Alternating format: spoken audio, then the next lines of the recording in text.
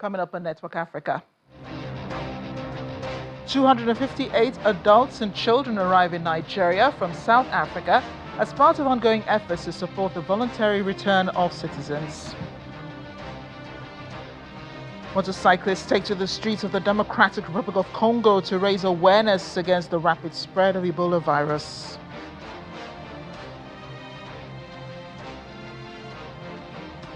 President of the United Nations General Assembly wraps up an official assignment in Kenya, where the role of the organization in Africa was highlighted.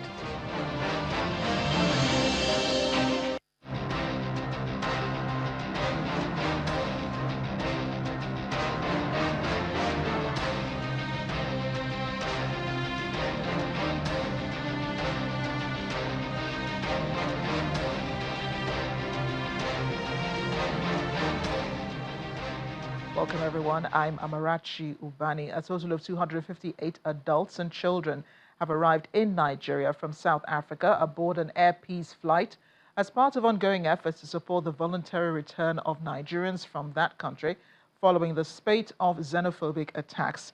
The returnees were received by the Minister of State for Foreign Affairs, Ambassador Shola Enikolai, and the Minister of Humanitarian Affairs and Poverty Reduction, Dr. Bernard Doro, who assured them of government's commitment to their welfare and registration. Officials disclosed that a second batch of returnees are expected to arrive within the next month as authorities continue to facilitate the safe and orderly return of Nigerians willing to come home. Meanwhile, the Nigerian Minister of State for Foreign Affairs, Ambassador Shola Enikolai, reassures that the federal government will not stand by while its citizens face attacks or harassment anywhere in the world. He says the evacuation was swiftly coordinated through Nigerian diplomatic missions and urged Nigerians in South Africa to remain law-abiding, vigilant, and to report any threats to official channels. Ambassador Enikolai also confirms that Nigeria remains active in diplomatic engagement with South African authorities to address the situation and prevent further incidents. He says returning nationals are undergoing documentation, medical checks, and temporary relocation support, are calling for calm as diplomatic efforts continue. My sister, CEO Nicom, Acting High Commissioner, High Commissioner in Pretoria, South Africa, the CP, Joburg, representative of Nigerian Immigration Service, and all other agencies here represented, FAN, NEMA, Customs, Port Health Facility, etc. My people, my Nigerians coming back home, you are most welcome. Gentlemen and ladies of the press, distinguished ladies and gentlemen, it is with mixed feelings that I address you this afternoon. Happy to welcome you in the name of Mr. President, just as the Acting High Commissioner has very ably pointed out. A little bit not so happy because I know the kind of trauma that my people have gone through. We are very sorry that this is happening. But Mr. President has asked me to welcome you back home. Home is home. And to assure you that he is doing everything possible, such that when Nigerians travel abroad, they'll be doing so out of wish for holidays. And migration had always been a part of history. We must live with that. And I am very happy to welcome you, and like the High Commissioner said, has committed fully to this process.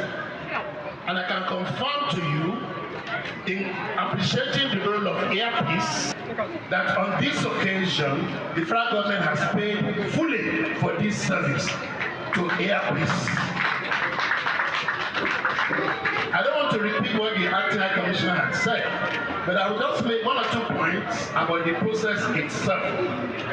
As the Minister of Foreign Affairs, our job is to manage relations, even under the most difficult circumstances. We believe in diplomacy. We believe in engagement. We believe in dialogue. And we are confident that in this process, we will continue to engage South Africa to ensure that our nationals are given better treatment going forward. There are two mechanisms already in place for this to happen. First, you have the binational commission between the two countries, which covers the entire gamut of relations from economic, political, etc., defense, and humanitarian issues. Well, staying with evacuations, Mozambique has repatriated nearly 160 citizens from South Africa following the recent wave of attacks targeting foreign nationals. The government is now working closely with South African authorities to assist affected Mozambican citizens and facilitate their return home. The attacks have claimed several lives and forced hundreds of nationals to flee their homes. The Mozambican government plans to repatriate more than 1,000 citizens and provide support to those returning to the country. For more on this now, let's talk to Dr. Wilker Diaz, is a Mozambican human rights activist and director at Decide Platform. Dr. Diaz, thank you for joining us on the program today. Thank you so much. What could these large-scale evacuations and repatriations have on South Africa-Mozambique relations going forward? So, the first step, Mozambique is heavily dependent of the South Africa government. So, I don't know if you hear me. Yes. Yes, hear you clearly. Yes. Yes. Like I said, Mozambique is heavily dependent of the South Africa government for our economic sector here in our country. If you look, for example, to the South region in Mozambique, we have a strong commerce transactions between the two countries. We use the Libombo border to the South African side, and from Mozambican side, it's Resano Garcia border. So these two borders is very important for our economic on that side. So this is one thing who are created that type of dependence of between these two countries, more for the Mozambican side. It's not only for Mozambique. If you look in the general, we have the other countries across our region. If you look at Zimbabwe, Malawi, and etc., have that dependence of the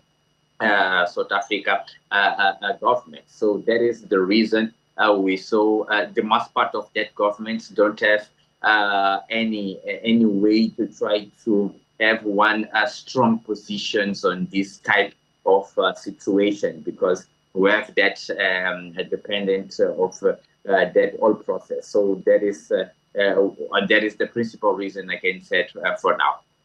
Yeah, and we understand that, much of the complaints from South Africans is, the porous borders that they have with surrounding nations. And a lot of people are crossing those borders. The reports that South African authorities might be corrupt because they're being bribed, for these people to pass through. What sort of immigration or emigration laws does Mozambique have? And how are they, interpreting the South African government's message of, countries being able to contain, their own citizens? I know the South African president intends to send envoys to each African country to talk about, the issue of immigration. What are some of the laws that apply in Mozambique?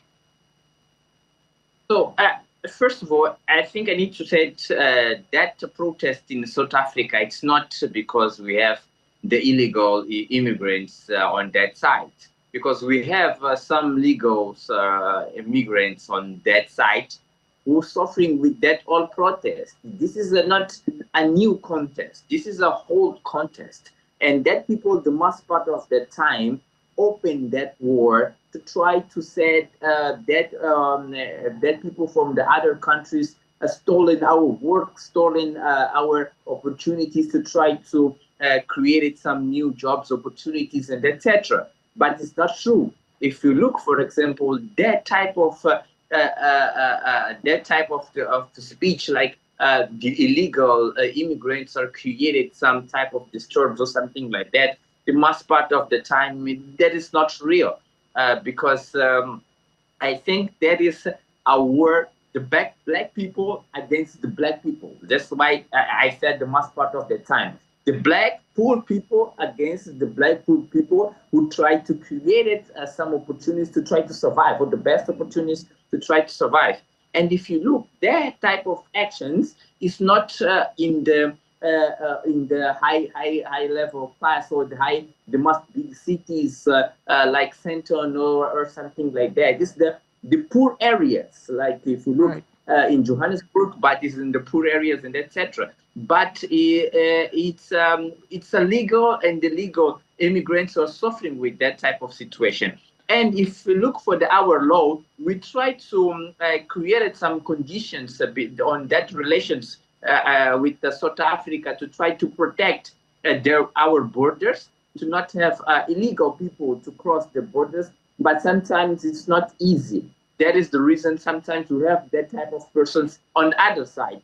But I think we have one strong, we are trying to create it a strong, the strong ways to try to protect our borders, to don't have a lot of Mozambican people on that side. But I understand sometimes we have a poor, borders, and we need one big exercise to try to change that position. It's not the day for night we will change all those things, but I think step by step we will try to find our one solution for that. Well, thank you so much, Dr. Diaz, for your time. Dr. Wilker Diaz, Mozambican human rights activist and director at the Site Platform. We'll have to have you again on Network Africa. Thank you for joining us. We're staying with issues of bilateral relations. Nigeria and Ethiopia have signed a landmark transfer of sentenced persons agreement, paving the way for prisoners to serve their remaining sentences in their home countries under bilateral legal frameworks. The agreement was finalized in Addis Ababa, Ethiopia, with top justice and foreign affairs officials of both nations, including Nigeria's Attorney General Lateef Fagbemi and Ethiopia's Justice Minister Hannah Arayeslassie, attending the signing ceremony. Officials say the deal is grounded in humanity and rehabilitation, aimed at supporting reintegration through family and cultural connections, while strengthening consular cooperation between both countries. Nigerian authorities also confirmed plans to visit prisons in Ethiopia, holding over 100 Nigerian nationals as part of efforts to facilitate future transfers and address concerns over inmate welfare. Dozens of motorcyclists in the Eastern Democratic Republic of Congo have taken part in an Ebola awareness campaign aimed at curbing the spread of the virus and encouraging early reporting of suspected cases. Health authorities and World Health Organization say the riders carried Stop Ebola banners and moved through Para to educate residents on how the disease is transmitted and prevention measures. Officials say the campaign is also aimed at combating rumors and misinformation, as some communities still doubt the existence of the disease or distrust response efforts. The outbreak caused by the Bundibugyo strain has now reported nearly 600 confirmed cases and more than 100 deaths, prompting a $580 million continental response plan by the WHO and the Africa CDC. United Nations peacekeepers from Mongolia have carried out a critical escort mission in Bentiu, South Sudan, protecting a convoy of 22 fuel trucks carrying 400,000 liters of fuel. The 15-kilometer operation took place along rugged, flood-prone roads through conflict-affected areas where ambushes and insecurity remain a constant threat. UNMISS reports that the troops established a 360-degree security perimeter as they linked up with the convoy, ensuring safe passage for drivers and critical supplies. After hours of high-risk travel, the convoy returned safely to Bentiu, with officials saying the mission is vital to sustaining humanitarian operations and protecting displaced civilians.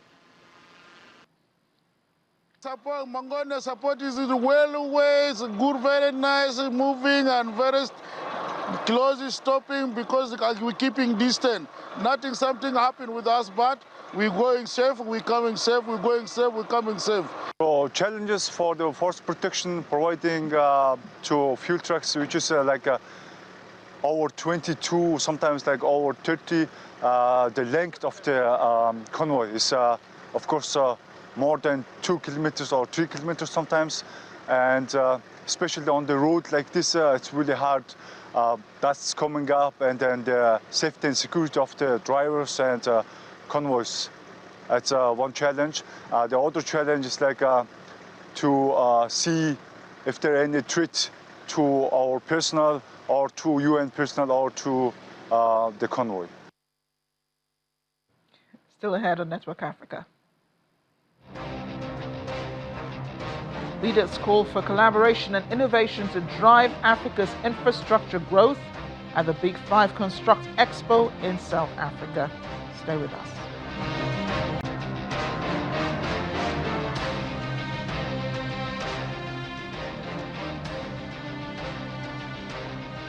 Welcome back. You're watching Network Africa on Channels Television.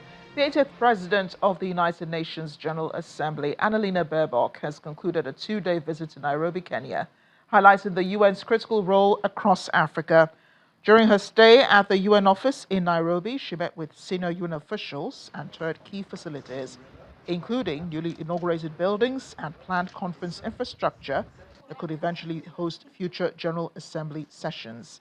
Ms. Baerbock praised Nairobi as a central hub for global development, climate action, and humanitarian work, saying it brings the UN closer to communities and real-life challenges.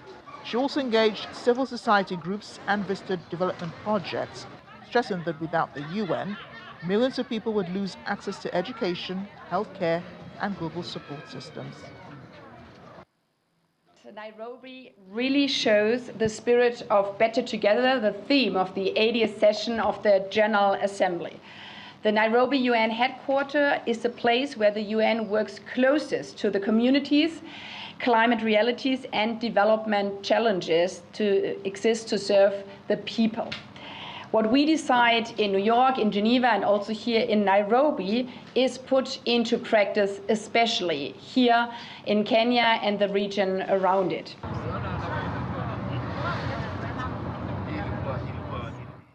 We have officially entered World Cup season with the 2026 FIFA World Cup starting tonight. Fans in Accra, Ghana have accused FIFA and the United States government of failing African supporters over growing concerns about visa restrictions and high World Cup costs. The controversy follows reports that many African fans are struggling to obtain visas to travel for matches, with some saying the process is becoming a major barrier to supporting their national teams. Local stakeholders also say ticket prices are out of reach for many, fueling claims that the tournament is becoming a World Cup of the 1%. Critics argue that countries including Ghana, Senegal, and Cote d'Ivoire are among those affected by stricter visa scrutiny, while the U.S. State Department maintains that all applications are processed on a case-by-case basis. FIFA has defended its pricing structure. President Gianni Infantino acknowledged surging global demand for the tickets. Cote d'Ivoire, Senegal, South Africa, and co. They are facing challenges on visa, and it's about supporters. If the World Cup can be played without supporters, fine. I don't think it will be possible. So why the supporters, when it comes to this time, why the supporters, there's no something special FIFA can do for us? FIFA has failed Africa fans. Secondly, the US government, the same thing. Yes, this is definitely the World Cup of 1%. I agree to that. Because if you look at the process, if you don't have it, you can't go to that World Cup. It's like there's a people that they prepare the World Cup for them. And the players will tell you that usually they draw their energies from the noise, from the chants, from the row of the supporters in the stands. So I feel that something will be missing, and I won't be the only one feeling it. I guess I get the point that the players themselves will feel that kind of vacuum. We'll get more action from the sports guys tonight. Now, Africa's infrastructure sector is under increasing pressure to expand delivery and accelerate job creation, with industry leaders saying that stronger collaboration and the adoption of new technologies will be essential to overcoming current challenges and unlocking future growth. These issues are taking center stage at the Big Five Construct South Africa exhibition, currently underway in Johannesburg. A three-day gathering has brought together industry leaders, contractors, suppliers, and policymakers to explore innovative solutions and investment opportunities. Our correspondent, Innocent Samosa, has more. As the sector navigates challenges ranging from skills shortages to project delivery and sustainability, stakeholders are meeting to chart a path forward for the industry. We have over 400 exhibitors across the 4 halls and events. We have over 25 countries participating. We've got country pavilions from Italy, China, Pakistan, UAE, Malaysia. We've also got participation from a host of countries, including countries like Canada, Germany, Saudi Arabia, and the United Kingdom.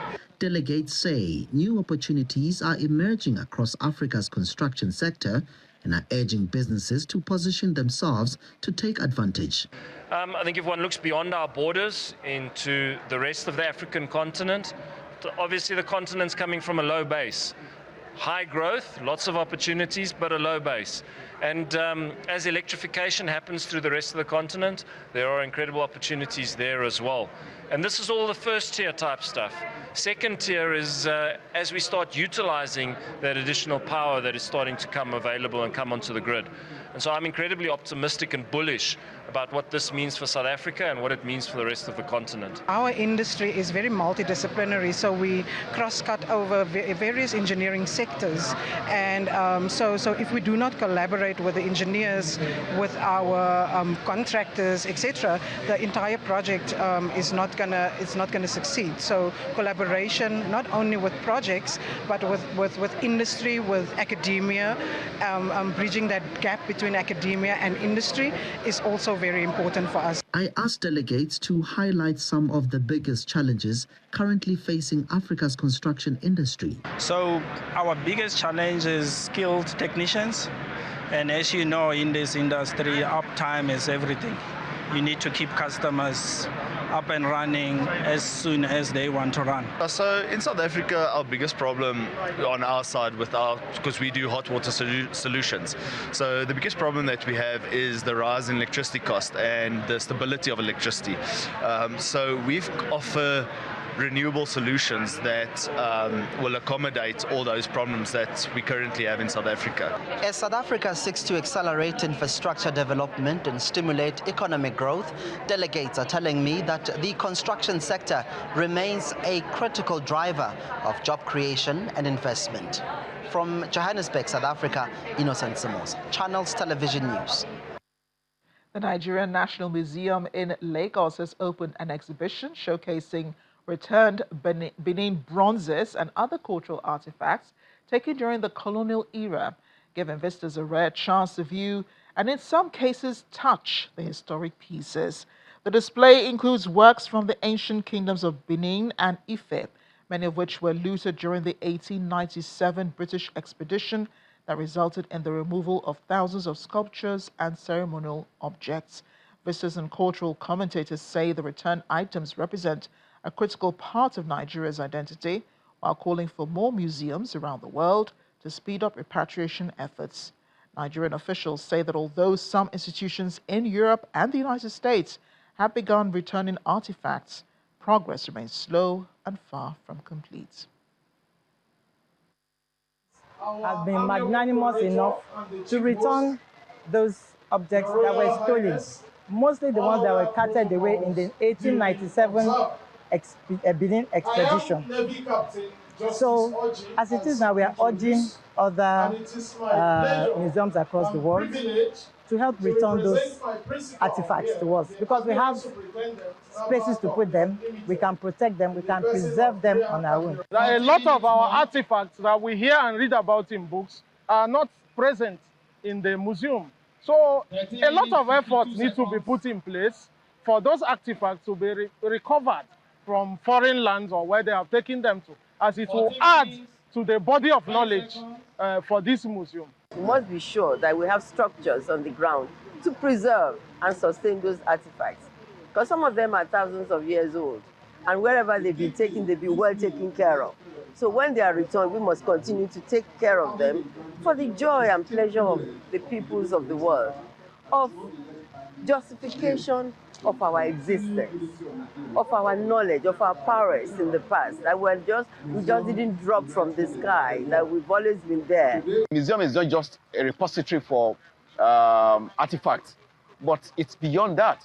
It's an avenue for us to learn from the past about what our achievements, our challenges, our triumphs, what the past was like. And if we can actually borrow from that, certainly it will take us to another level. Before we close, draw the curtains on the program today, here's our fun fact coming from home. Did you know that Nigeria is home to one of Africa's most ancient civilizations? The remarkable Nok culture flourished more than 2,000 years ago and is famous for creating some of the oldest known terracotta sculptures in sub-Saharan Africa. These detailed artworks, discovered in central Nigeria, reveal that sophisticated societies were thriving in the region long before many people realized it. Some of the sculptures are so advanced that archaeologists are still uncovering new clues about the people who made them. A reminder that Nigeria's history stretches back thousands of years, far beyond the modern era. And now you know. That's Outlook Africa. Thanks for watching. I'm Amarachi Ubani.